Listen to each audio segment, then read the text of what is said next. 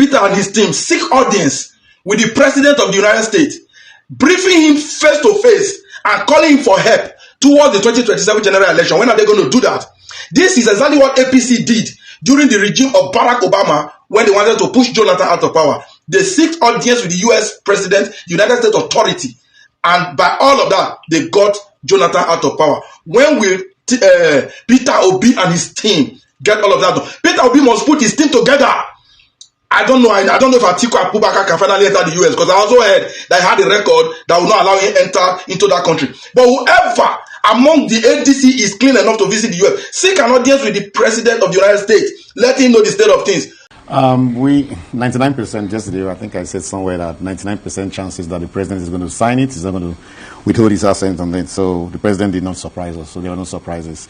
And this is further verified with the speed upon which it is signed. This is less than 24 hours, 120 something pages, and in less than 24 hours. So let me tell you the process. So once a bill comes out, it goes to the president for assent. The president has got a team. The minimum is the attorney general must go through it, and it takes its time. That's why the law allows the president up to 30 days to either sign it or send it back to the assembly. So, but this was done within 24 hours. And this kind of bill, so we've spoken to INEC in the past. A copy is also sent to INEC to review and go through it and say, yes, this is fine, this is okay, we can implement this and all of that. So INEC is supposed to have a say. The Minister of Finance is supposed to also look at it and say, are there financial implications? Can we fund those financial implications that are coming up from the bill?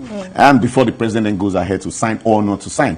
But it looks like both the executive and the legislators developed this bill together, debated it together, and at the end of the day passed it together, and of course signed it together. So guys, Nigerians are urging Peter Obi to go to the United States to petition Tinubu to Trump, just like we saw the APC cabals did to Jonathan before the 2015 election. Many Nigerians have also wondered the speed with which Tinubu signed this bill into law. Like this guy here, an analyst on Arise TV, he said, it is not surprising that President Tinubu signed the electoral bill into law. He signed a bill of 120 plus pages in less than 24 hours. The law allows the president up to 30 days as there are established procedures. The Attorney General, INEC, and Ministers of Finance usually have to review the bill before the president signs it or not. Now, Tinubu just, within the space of hours that the National Assembly, approved that bill by themselves, Tinubu just signed it within the space of hours. But you can see this analysis saying that the Attorney General is supposed to take its time to go through it. INEC is supposed to take its time to go through it. Ministers are supposed to take their time to go through it. They have 30 days to go through it, but Tinubu signed it within the space of hours. So guys, this is the calamity that is about to befall Nigeria. Rule of law is not in Tinubu's dictionary. And that is why the country is collapsing. Now, this guy is saying that Trump should just that Peter Obi should just go to Trump and petition Tinubu, just like they did to Jonathan. They brought Barack Obama's attention to Nigeria, and that was one of the reasons why Jonathan lost the election.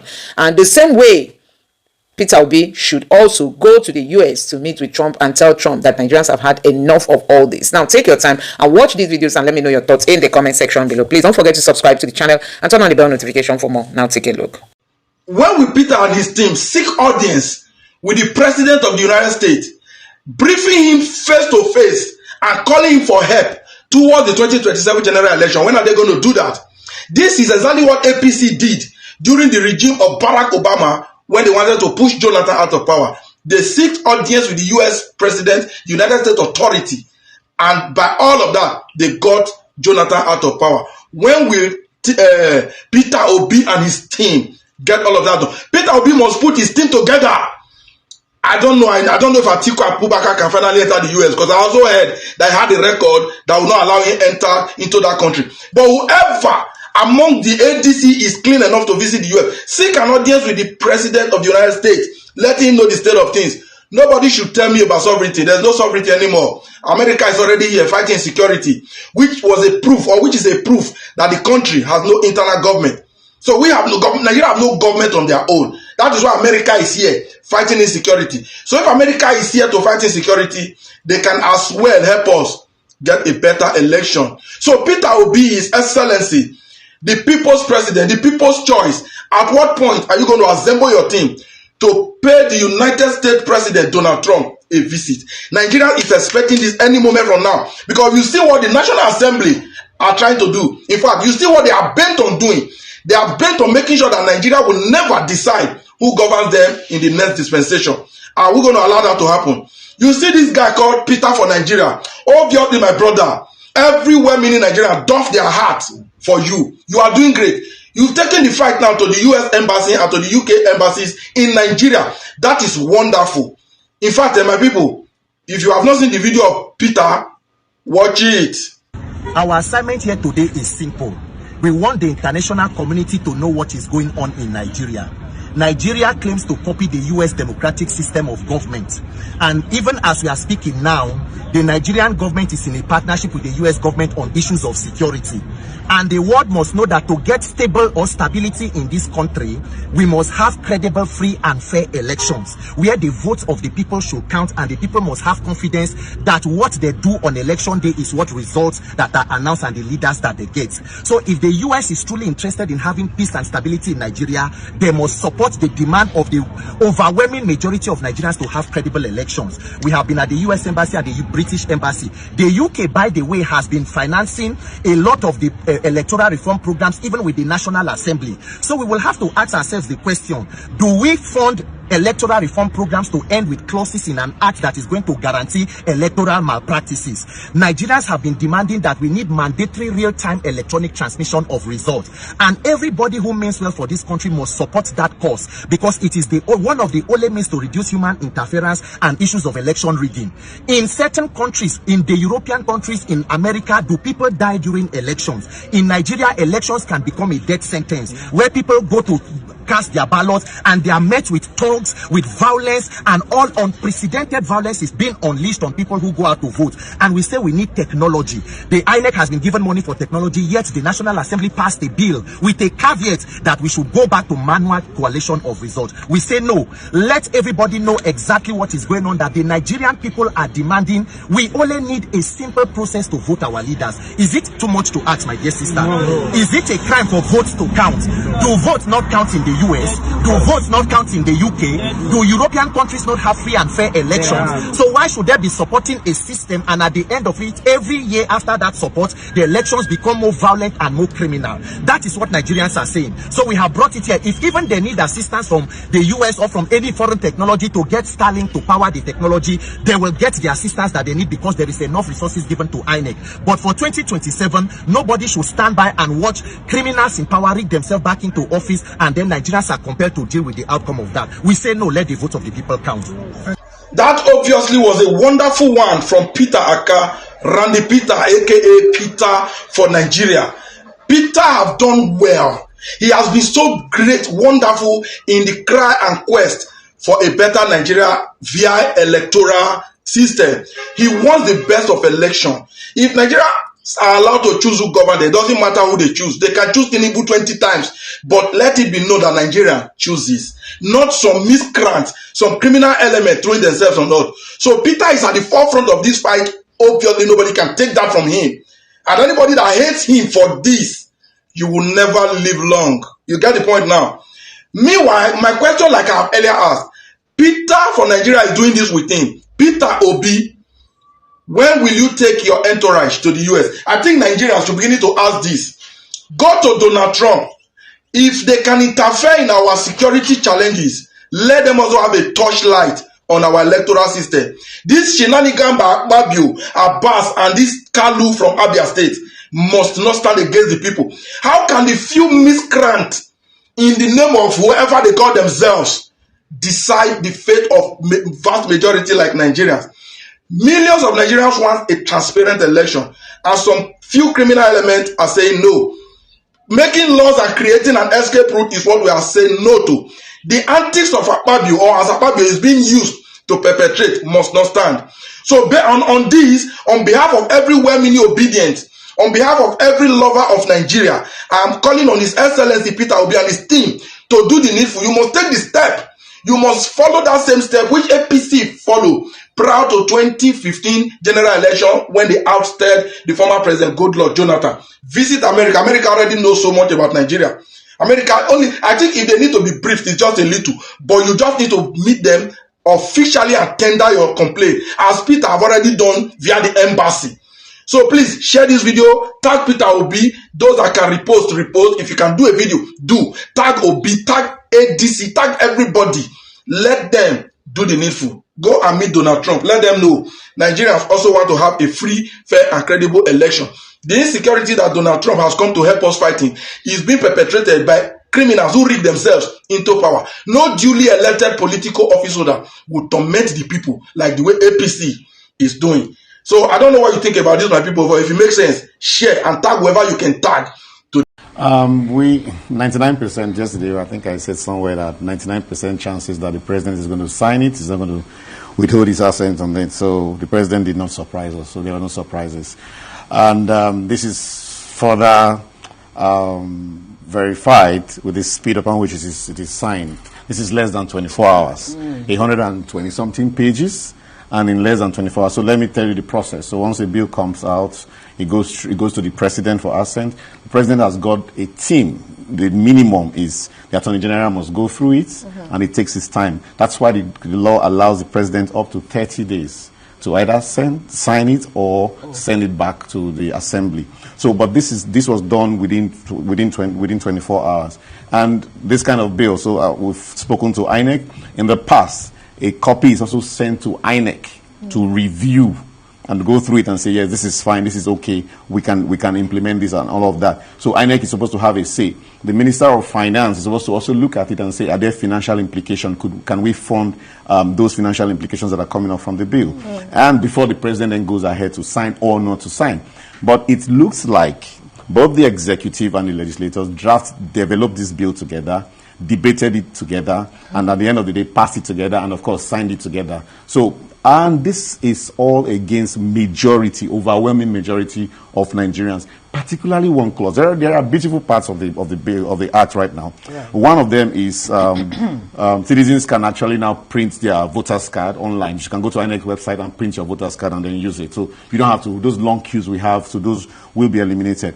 So that being said, it's not total knock for the bill. So, however, the most important part of the bill still remains. The Senate version still remains. So the question is, what do we do about that? So for us, it's very simple. The civil society, we are rejecting that particular aspect, and it's okay. It's been signed. It's an act. We're not going to say so. It's a law right now, but we can do an amendment. So as early as tomorrow, we can send an amendment. So a senator can raise an amendment. The House of Rep member, even the president, can raise an amendment to the current. Following the latest development where the president has sent into the Electoral Act, what is next? What is the future of democracy in Nigeria, given the level of distrust towards the build-up to the polls? Joining us to dissect these issues is Oluwole Osazeuzi, former INEC voter of education, and I also understand that you're former Attorney General of Edo State. Great to have you. It's also a delight having you once again. But we'd like to go straight to Dr. Abati with you there in Abuja. So just fire the first salvo. Well, Mr. Uzi, thank you for joining us on the morning show.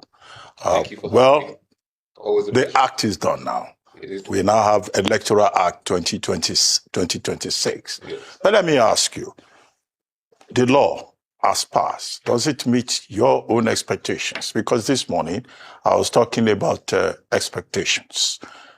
Now, yesterday we had Mikey Guinea, whom you know very well, on this same program.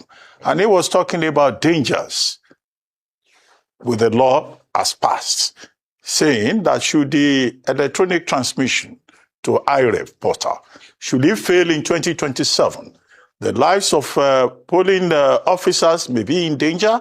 The lives of ad hoc INEC agents may be in danger, given the passion with which many Nigerians have approached this lawmaking process. What do you say to that other point? Well, I cannot agree more with my commissioner, Mikey Guinea. Because we have been in the trenches, we have done this whole thing before, we have been through this whole hog, and without wanting to be sounding like a prophet of doom, this is I don't want to come back in a year's time and say, well, this is a chronicle of a story foretold. Sadly, we are going to be haunted by the ghosts of the past because there hasn't been any significant change. Why do I say that? In the past, we're involved in election and administration. We saw the use of the card reader and the provision that was made by the commission in case the card reader fails. In case the card reader failed, we used what we call the incident form. The incident form to record an incident. Look, this is a card reader that is supposed to be used for accreditation, but unfortunately it failed. So rather than disenfranchise any registered voter with a valid card, we said fill the form, the incident form, and you're allowed to vote.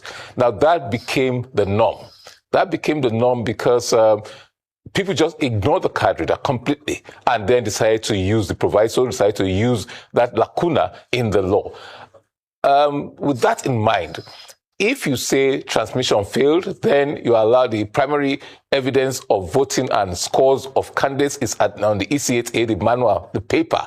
Then people will just discard, and your presiding officer comes and says, sorry, the transmission failed. Whether he tried or he did not try, perhaps he has been compromised, he will say it failed, and so collation officer, returning officer, please use my EC8A, use the manual. So that lacuna now becomes, the proviso now becomes the norm.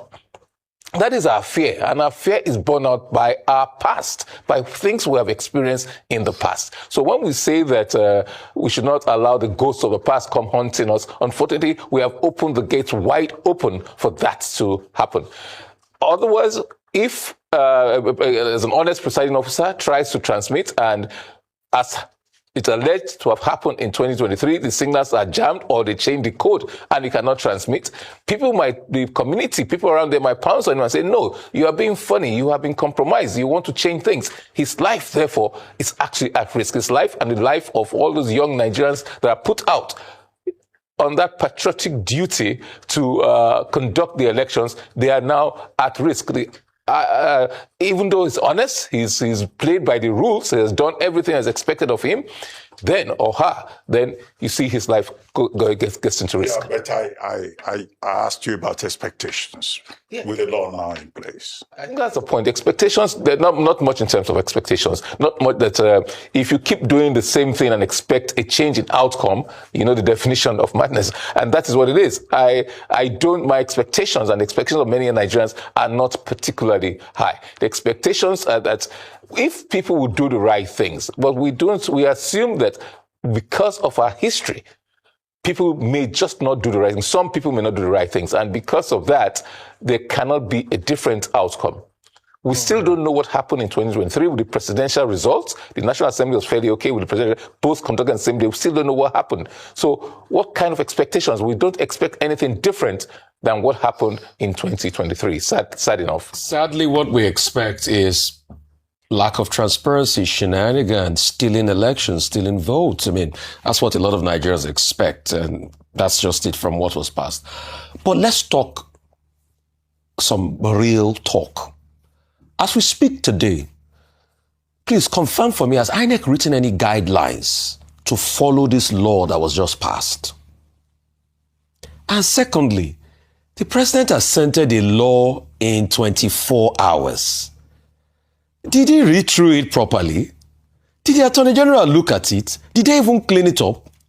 What did they even pass? Did they harmonize what happened in the National Assembly? Because, I mean, correct me if I'm wrong, I'm not sure I saw anywhere where they harmonized.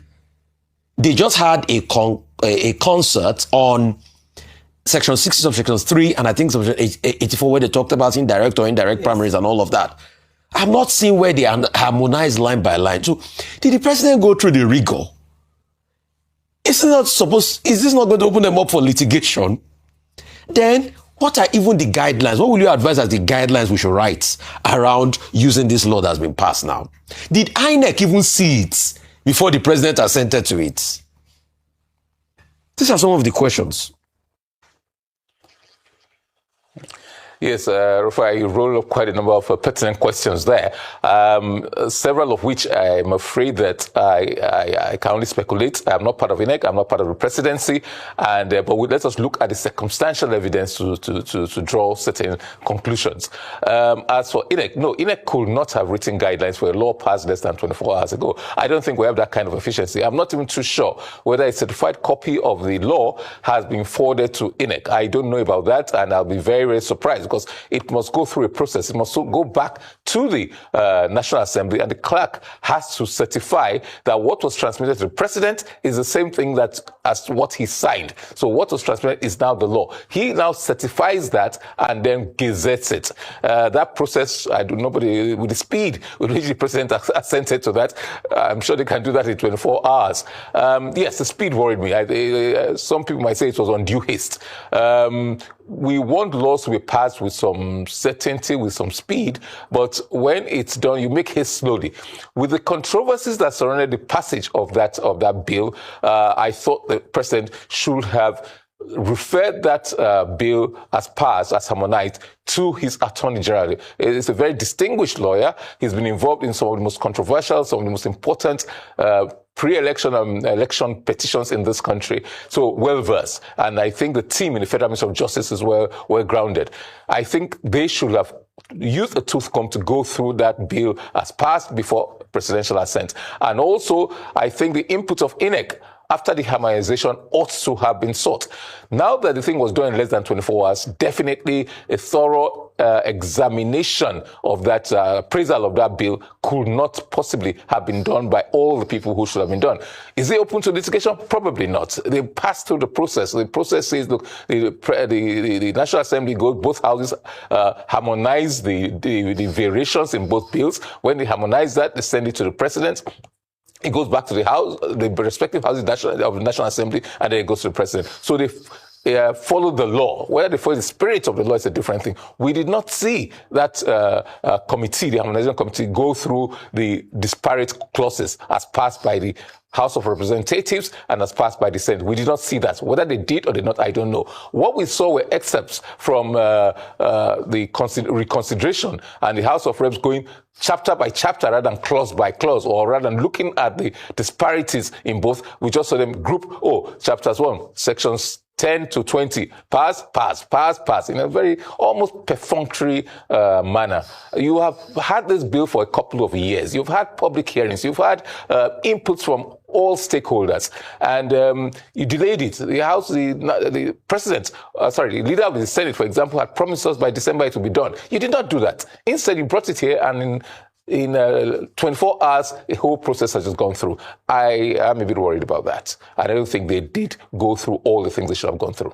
Okay. All right. Based on this, what are some of the bottlenecks you envision, especially from the point of view of INEC? So one of the things that was raised is that the funding timeline has been reduced from 12 months to 6 months. And we have an election, a very important election to prosecute in January now, it seems, based on also the timetable of election. So it's even been brought back. Do you think that INEC could be ready enough to give Nigerians a free, fair, credible election based on this new legislature and based on the timeline, the limited now timeline that they have? They have thrown a big challenge to the commission, a really, really big challenge. We keep talking of the big elections, the general elections. Let's not forget that we do have elections in a couple of days' time. We have elections in the FCT area council elections, and usually they depend on the Electoral Act for that. So what law will be applied? Is it the 2022 law or the 2026 law? There's a law in place now, 2026. So, for example, this transmission, I don't know how prepared the commission is to deal with the new law. They have to study that law. It will take more than a couple of days to really study the law, to see the differences and the disparities between the 2022 Act and the 2026 Act. And I'm very worried about the efficiency of the commission, and especially regarding those timelines. For example, procurement. Procurement takes the process. And under the Procurement Act, not only must you have a budget for any budget head you wish to expend, but you must also have the funds in your possession. They should be in your accounts before you award a contract. So I see no rationale for reducing the 180, the 1 year in advance to the 6 months that the National Assembly did.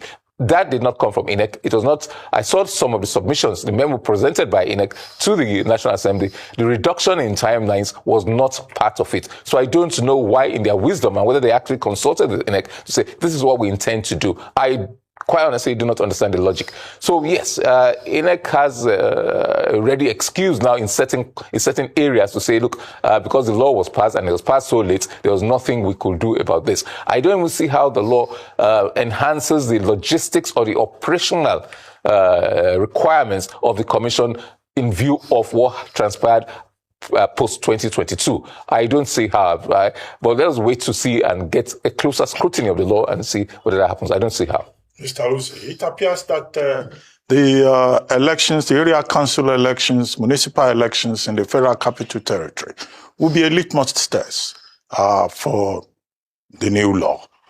The principle, of course, is that a law cannot have retroactive effect.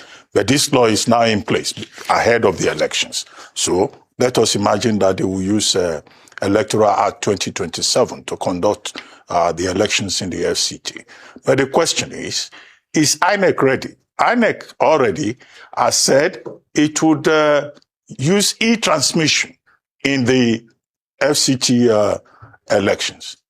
Do you think INEC is ready? The same INEC that is just asking for about over 200 billion to cover technology procurements, to upgrade technology. Would they pass this test or fail it?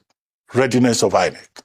Well, only time will tell. In about a week or two, we'll probably come back here and answer that question. I've been far removed from the commission. I've been out of the commission for almost 6 years now. So I really don't know. I cannot speak authoritatively about its preparedness. I can only be outside looking in. I have spoken to several officials of INEC, and the assurances have been given that they are ready. They were waiting for the electoral framework, but preparations had gone on with the existing framework as it was up till yesterday. But after yesterday, the new law kicks in.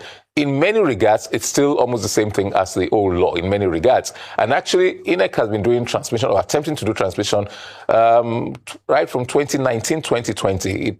First governorship widespread use of transmission and the IREV was done in, I think, the dual governorship election of 2020. So it has had a lot of practice. And the law still says you should transmit. The difference is the proviso that if you transmit and it fails or it does not get to the portal, then you are allowed to use the C8A, the form. So I expect that you should be prepared. There should be no excuse to say the law was in that regard. There should be no excuse to say that the law was only just passed, because it's still the same basic thing. The difference is that the law seemed to suggest, it gave with the right hand, and that is that use e-transmission. Now recognizes e-transmission, but it's taken with the left hand that in case that does not work, then this is a fallback position. So it has. IREV, we've been told repeatedly, is a viewing portal. So whatever is shown on IREV portal, would that be the main thing? Whereas the law says the primary thing is from EC8A, manual collation. I haven't seen what was signed by the president, so I'm circumspect about commenting too much about that. But amongst the drafts of the bills that we saw before, the bill attempted to upgrade, if I may use that word, upgrade IREV to part of the collation system. IREV was not designed as part of the collation system. There's a portal, all right, and the portal viewable from the back end by the collation officer, by the returning officer, by the INEC officials. Not to the public, but INEC officials who first see it before it actually goes on to IREV. And that's part of the confusion. If they put IREV as, elevates it as more than a viewing portal, then it changes the character of what IREV is. So IREV has a dual role, is both a viewing portal for the officials at the back end, but also a viewing portal, it's no longer entertainment, it's no longer television for the public to watch, but it's now upgraded, elevated to more than that. But it's taken off by that EC8A manual transmission that has eroded against that IREV or the other portal. Coalition portal as part of the coalition system would have benefited us. Indeed. Thank you so much for your time with us today. Very shortly, we will be testing the law and, all these questions around it being justiciable, whether it's just a mere viewing portal or whether by this new piece of legislation, it has now been upgraded. We're very grateful to you for also speaking to us this morning on the assented Electoral Amendment Act of 20. Throwback Thursday. You're not used to saying Throwback Thursday. Don't No. worry. Tomorrow But I just imagine some of those wonderful moments you had on your throwbacks. Absolutely. Well, to be discussed another time. Well, let's look at what's in the newspapers this morning, starting with this day. We have in the front electoral law, according to the APC, signed, sealed, and delivered. That was part of our top headlines today, and we're going to break it down more into detail a little later. As well, in this day, we have INEC, vote buying won't be tolerated in FCT poll, asks EFCC, ICPC to make arrest. We look forward to those elections that are upcoming on February the 21st, which is this coming Saturday. Now let's move on to the Punch and see what's there. Top left-hand corner, we have ICPC grills El-Rufai after EFCC release. In the middle of that same page, we have FCT poll 3,345 beavers deployed. Movement restricted. I guess that's ahead of Saturday as well. Now we have FG seals Plateau mine after gas leak kills 37. Now I think we have a bit of, opposing numbers there, with some reporting 37 have been killed while others are reporting 38. We'll look more into that later. Moving on from the Punch, let's take a look at what is in the Guardian. Electoral bill front, right and center in most of today's newspapers. Comprehensive public guide. We have there a picture by the Guardian that has a lot of very good information to look at and break down concerning the electoral bill that has just been passed into law. Still in the Guardian, we have Holy Month, Tinubu, Obi urge spiritual reflection, commitment to shared humanity. Now, it's not very often that we have left and cross paths at exactly the same time, but it's good that we are having this at this point in time because it really does give people a chance to reflect soberly on what this holy month means to many. Perhaps a time to look into the high heavens for a spiritual reprieve. Absolutely, absolutely. Now, moving on to the Daily Trust, still the electoral law signed. Transparency questions linger. That's on the front of the Daily Trust. DSS detains El-Rufai as EFCC grants ex-governor bail. That's another headline that we saw, I think, in the Punch as well.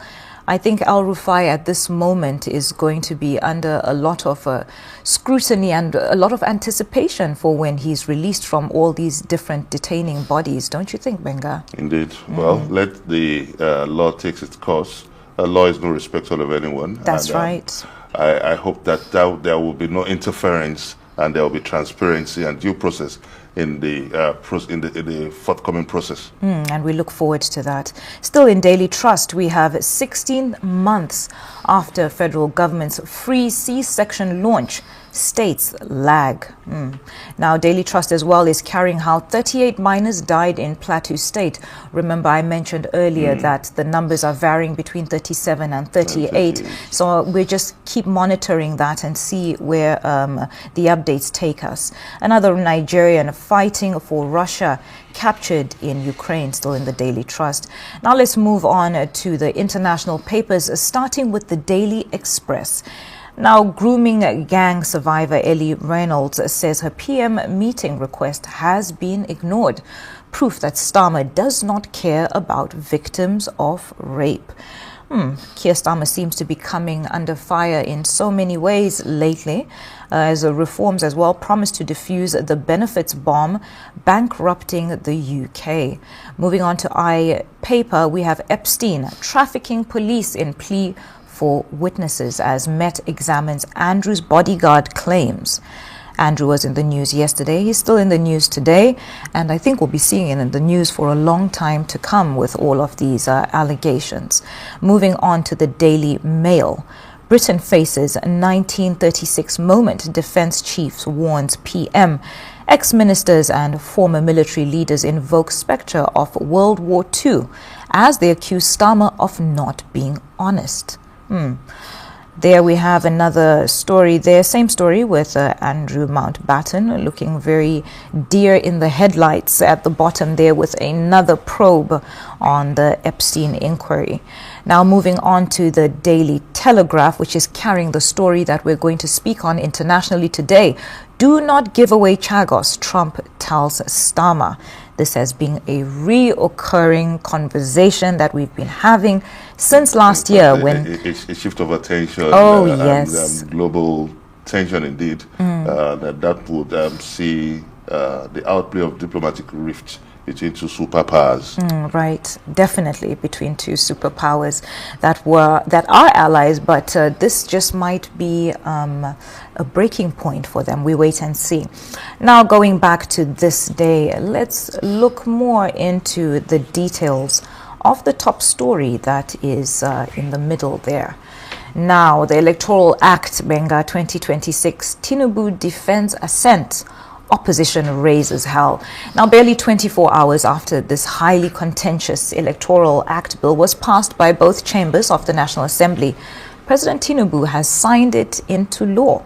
That happened around 5 p.m. yesterday evening at the presidential villa right here in Abuja with senior National Assembly officials in attendance. Now, as he was signing the bill into law, Tinubu raised concerns about Nigeria's current broadband infrastructure and the technical capacity to handle real-time electronic transmission of election results.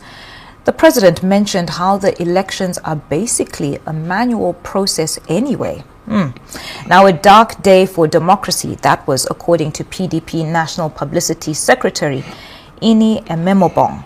Benga, critics say that the assent to the highly contentious bill seemed hurried, rushed with no time wasted. Now, over the past weeks, there's been widespread opposition from Nigerians with protesters from various civil society organizations. We've also seen politicians and people from all walks of life. We saw that yesterday with the protests that were being held. And there's been significant debate over, the real-time transmission issue. And now, with no time wasted, the bill is now officially signed into law. Is this a case of one step forward, 3 steps back? More importantly, the seamlessness in which the president signed it makes me wonder if he's in tune with the concerns of Nigerians about the Electoral Act. Oh, yes. He's entitled to his view, and he's the president of Nigeria, so he has a right to sign this. But signing it under 24 hours, over 120-page document, and miss the concerns. I don't know if the windows of the president are open to the feelings. I think it comes with a lot of disingenuity, and it defies every sense of logic that bill would sail seamlessly under 24 hours to the president's assent. Because if you look at even the law envisaged and give the president that right to scrutinize it and to review it if there is a need for any amendment. Because if you look at section 58 subsection 4 of the Constitution of 1999 Constitution as amended, it provides 30 days for the president to scrutinize this bill, and if nothing is done, and if the president withholds it after 30 days, it becomes a law, except if the president calls for an amendment. But within 24 hours, when you have 29 days, but what are the procedures, what are the necessary prerequisites in this process? The due process is that the Attorney General of the Federation is meant to look at every legal pitfalls or potholes or loopholes in this process, while the Minister of Finance also has a right to look at it if there are any financial implications, because there will be procurement in many of these reforms. So what has happened now, judging from the president's comments that the even technology relies on manual accuracy, and that's something I wanted to touch on. I think it's very disturbing. Yes. We cannot be babysitting irregularities, because it doesn't show enough and sufficient institutional memory of the consistent irregularities that have trailed our electoral tapestry so far. And now it kind of throws our electoral process once again, the nation's democratic future once again, into a very uncertain future. And I think that the time to redress this is now, and I think Nigerians should resist this. Absolutely. Benga, sorry to cut you short, but one thing that I feel is also important to look at, in part of the report that we took, you know, our correspondent mentioned how some of the sentiments expressed by the president is that we need to trust the system, trust the process. What are your comments on this? How are you able to trust the system when it is clearly, you know, showing so much level of flaw? We spoke about the protests, how people have been coming out, the CSOs, the type of politicians. Everybody has been out on the streets talking about this. This has been a conversation that has been, you know, dominating every sphere. What are your comments on how he just played it off and say we need to, you know, trust the process, and as well the fact that he said, well, the elections are a manual process anyway to begin with?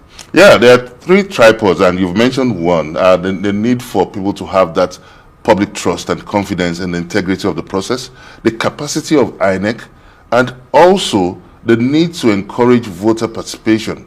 Those tripods are very essential in terms of the integrity test of our electoral landscape. And all these indices are grossly undermined with this bill being passed. The Senate president came out to say that they are trying to ensure that that all votes are counted. I'm not sure that we are on this page on this, because when you look at the process, even the opposition lawmakers went as conciliatory to say that, okay, should in a situation where the real-time transmission performs, that and there is a manual counting, that the real-time should be the source, the authoritative source. Right. This was still stepped down. So it doesn't show that there is enough intention to sustain and to achieve the credibility of our electoral process. But the good thing is that this bill can still be amended, it can still be repealed, but we are in a race against time. Absolutely. Absolutely. Well, Benga, surely this is a case of one step forward and 3 steps back. We have to move on. Let's take a look at what's in the punch. FCT polls 3,345 beavers deployed and movement to be restricted. Now, with the FCT local government elections slated for the 21st of February, which is this coming Saturday, the rules and the regulations are being rolled out. Now, Chairman of the Electoral Commission, Professor Joash Amupitan, spoke at a high-level stakeholders forum that was held yesterday on Wednesday. The chairman outlined the Commission's preparations for the polls and reaffirmed its commitment to a peaceful, transparent and credible process. Now, he specifically noted that operatives of the EFCC and the Independent Corrupt Practices and Other Related Offences Commission would be on the ground to deter vote trading and other electoral offences. I believe we saw this on the front page of several newspapers in their riders. Now, the Commission is set to deploy no fewer than 11,288 ad hoc personnel for Saturday's area council elections. The Nigeria Police Force as well announced that a territory-wide restriction of movement will be there to bolster security during the exercise. Now, Benga, you have been a part of several election monitoring teams over the years. What do you think we can expect from this coming Saturday? One, I see a force majeure. That's an unexpected circumstance. And I see a kind of blind, flying blind in this, because how do you intend, this would have been a very good litmus test for the 2027 elections. Indeed. We've missed that opportunity because the president just signing this. Indeed. The INEC too will need to be debriefed. But when we look at the landscape so far, the outlook of this election, it presents a very interesting statistics. We have about We have 1.6 million registered voters, 570 candidates cleared from 17 political parties to contest in 68 constituencies, and we'll be having the race for the chairmanship, the vice chairmanship, and the councillorship election. So, deploying the EFCC and the ICPC seems another gamble for me. Are they trained in electoral prosecution? Are they trained in electoral regulation? I would have loved to see the much desired, the much asked for electoral offender outfit or security formation coming out to do the job. And that is why we say that this electoral draft is a race against time. And I think that it's rather unfortunate because we don't know which law the FCT election will be running out. And it will have been a nice litmus test for us to diagnose our mistakes, for us to realize where we got it right. In 2022, the Osun election, the Beavers recorded 98% success. It was a beautiful litmus test, and that was why it was adopted during the National Assembly election. It was adopted at different elections until it got to the presidential election under some controversial reasons. It was rejected as a mode of election conduct. So I think our gatekeepers in this democratic trajectory should wake up again and reconsider the nation's democratic future, the future of the nation's generations unborn. It's now or never for me. We need to get it right. Indeed. Now let's take a step away from politics and look at another story, and this time from the Daily Trust as well as in the Punch. But let's pull up the Daily Trust. FG seals Plateau mine after gas leak kills 38, in some reports saying 37. Now, 37 to 38 men aged between 20 and 35 were carrying out routine underground mining operations when they inhaled toxic gases that were believed to have accumulated in poorly ventilated tunnels. 25 other people were hospitalized, and the federal government has ordered the immediate closure of the mine and all of its related activities. These were innocent citizens trying to earn a living. Benga, there seems to be poor regulation surrounding the mining industry. Now, this is not just in Nigeria, but we also see this in other countries across Africa that carry out these type of activities. Mining in itself is a dangerous activity, as we know already. Now, besides inhalation of toxic substances, other dangers include the high possibility of mines caving in, extreme heat, and many others. To add to this, there are often several people packed into these small, tight spaces with very poor ventilation. Now, the Federal Ministry of Solid Minerals Development has said that they are working to push to formalize artisanal mining. Benga, what do you make of this tragedy? Okay, very unfortunate, and a replay of institutional collapse and failure. We all know the rules of engagement, especially working in such a volatile environment, that there should be strict regulatory oversight and health and safety procedures. But so guys, let me quickly show you how Nigerians have reacted to this headline that says it is not surprising that President Tinubu signed the electoral bill into law. He signed a bill of 120 plus pages in less than 24 hours. The law allows the president up to 30 days as there are established procedures. The Attorney General, INEC, and Ministers of Finance usually have to review the bill before the president signs it or not. Hey, so Tinubu went ahead to sign this bill without due process. That is what the APC is known for, you know. They like to follow things the crooked way. Now, let me show you how Nigerians have reacted. This person here says it's obvious. He obviously signed the bill in haste because in a free and fair election, he can't even win Showore. Talk less the giant, the people's choice, Peter Obi. Nigeria is a joke. the rate at which Tinubu hastily signed this bill. It's also possible that the review process began long before it reached the president's desk. Can you imagine?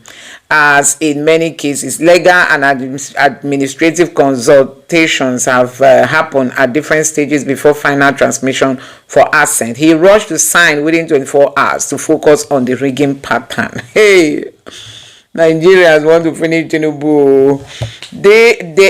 Why this is particularly concerning, the president's personal intervention to emphasize manual transmission after signing the bill suggests this isn't legislative compromise but executive priority.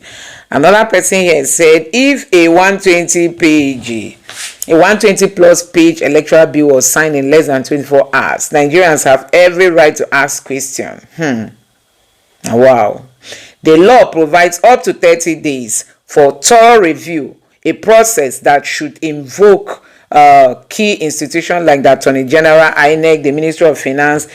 Electoral law shape the foundation of a democracy, and such critical decisions deserve careful scrutiny, transparency, and public confidence. He also went ahead to say speed should never come at the expense of due diligence. Democracy is not just about signing bill, it's about building trust in the process. Accountability is not opposition, it is citizenship. I think this makes a lot of sense. It makes a lot of sense.